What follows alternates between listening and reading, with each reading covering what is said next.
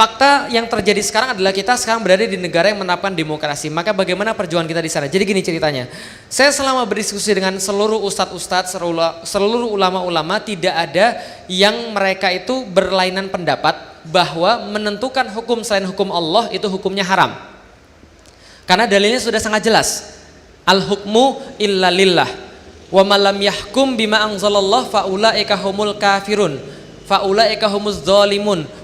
Faulaika humul fasikun. Semua saudara, kalau nggak fasik, zolim ya kafir, gitu kan ya. 3 itu saja. Nah, maka berhukum terus dengan hukum-hukum Allah.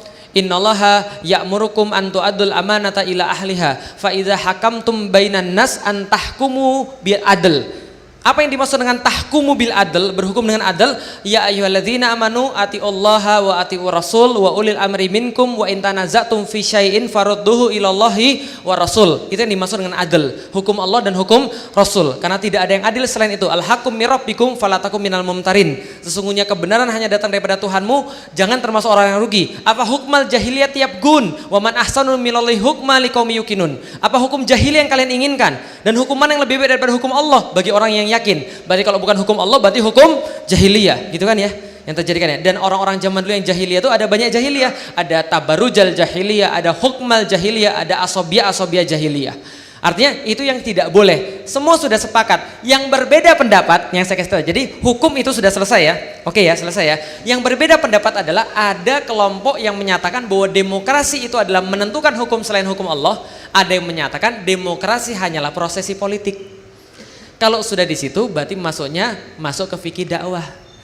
Bukan ke hukum syara lagi. Kalau sudah fikih dakwah pembahasannya panjang karena tergantung dengan situasi. Contoh, antum ketemu sama orang yang pacaran.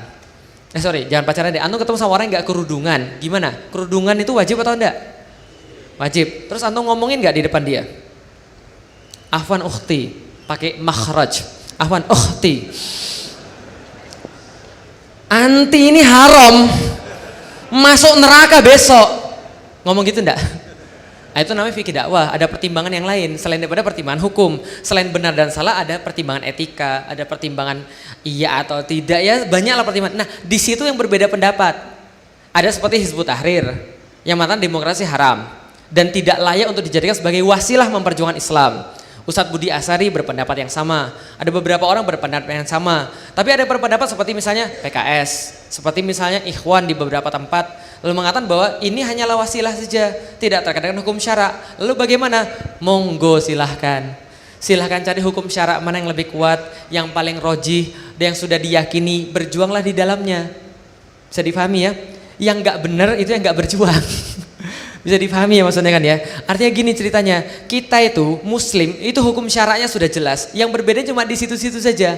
Nah, kalau perbedaannya di situ Allah nggak akan tanya. Sebagaimana ketika Rasul bilang jangan sholat asar kecuali di Bani Quraidah.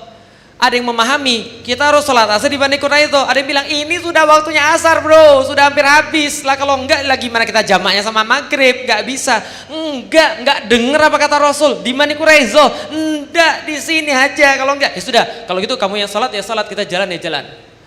Akhirnya ada yang sholat, ada yang jalan. Yang sholat akhirnya di situ asarnya, yang jalan asarnya diriwayatkan ada yang asarnya hampir tengah malam. Jadi dijamak tuh, sholat asar, maghrib, isya. Lapor Rasul, ya Rasul ini masa sholatnya ini dijamak, mana ada jamak sampai malam kayak gitu, ini masa sholat sampai malam kayak gitu. Ada yang bilang, ya Rasul itu mereka nggak dengar sama kamu kan sudah bilang gak, jangan sholat asar kecuali di Bani Quraidah. Apa kata Rasul? La haraj, nggak ada masalah, nggak problem. Terus yang ngomong tadi gitu sih, mana yang tanya-tanya tadi? Sudah seru-seru gitu kan, maunya temennya disalahin gitu ya. Bener kan lu kan, takkan dia nih kok.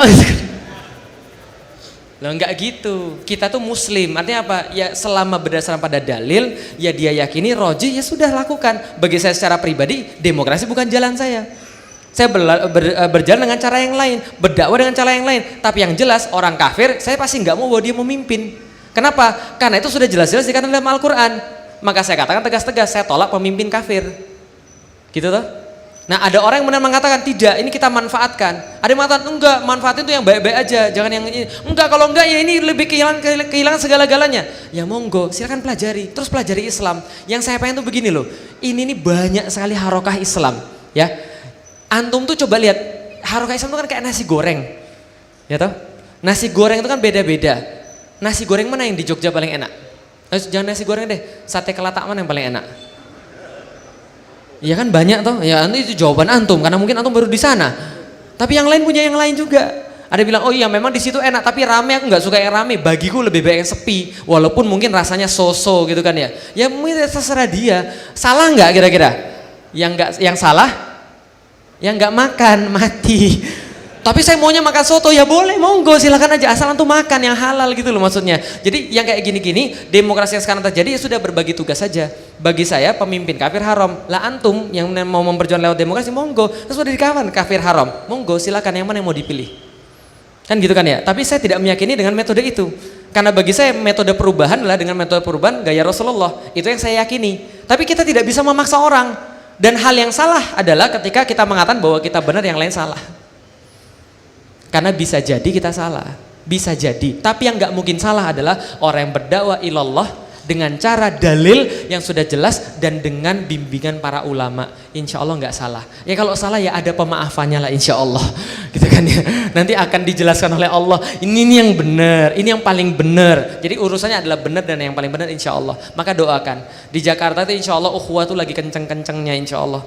Jadi memang ada hikmahnya orang-orang kayak gini yang sombong-sombong itu ya muncul di mana-mana itu ya. Itu mungkin ada hikmahnya. Di Jakarta tuh ya insya Allah ukhuwah tuh lagi angat-angatnya. Lalu kita berusaha mengesampingkan demi ini loh, ada sesuatu yang sangat nyata-nyata sekali dan ulama-ulama semua menjadi malu. Lah kenapa? Ini adalah hasilnya. Bahwa kenapa? Bahwa ternyata umat Islam itu ternyata tidak perhatian pada agamanya. Gitu toh? Nah ini adalah tamparan buat kita semua. Setidaknya ya alhamdulillah, doain aja, doain mudah-mudahan. Yang jelas kalau Islam memimpin insya Allah bukan dengan demokrasi. Karena dalam demokrasi semuanya boleh diobrolkan. Dalam Islam ada yang boleh diobrolkan, ada yang tidak boleh diobrolkan. Yang boleh diobrolkan, yang boleh dimusyawarahkan adalah besok sholat Jumat mau di mana, itu boleh dimusyawarahkan. Yang nggak boleh dimusyawarahkan sholat Jumat atau enggak, paham ya? Nah jadi kira-kira begitu. Jadi Islam sudah punya aturan sendiri. Insya Allah Islam punya pengganti nasionalisme, bukan pengganti. Punya yang lebih baik, yaitu adalah ukhuwah Islamiyah yang membuat kita bersatu hanya karena mengakui Allah yang sama. Insya Allah, berarti Ustadz tidak cinta Indonesia. Saya cinta Indonesia bro, makanya saya dakwah. Lah kalau saya nggak cinta terus ngapain saya dakwah? Gitu loh. Lah ngapain saya menyerahkan tanah saya pada orang kafir? Cinta Indonesia itu tidak sama dengan nasionalisme. Karena nasionalisme adalah perasaan yang sama gara-gara satu tempat berlangsung dalam waktu yang lama. Tapi kalau antum diserang Indonesia, Makassar diserang antum ngamuk. Tapi ketika Suriah diserang antum santai-santai aja. Itu nasionalisme. Paham maksudnya? Tapi ukhuwah nggak gitu. Ukhuwah itu adalah ketika Suriah diserang antum sakit hati. Gitu loh. Dan nggak ada yang bela. Itu sakit hati. Ketika Gaza diserang antum sakit hati. Karena itu rumah antum. Gitu maksudnya. Nah jadi itu adalah ukhuwah nasionalisme. Nanti insya Allah akan diganti dengan Islam. Insya Allah. Dengan Al-Quran, dengan As-Sunnah. Insya Allah kalau ada dalil ikuti. Pelajari yang mana. Terserah. Yang penting berdakwah.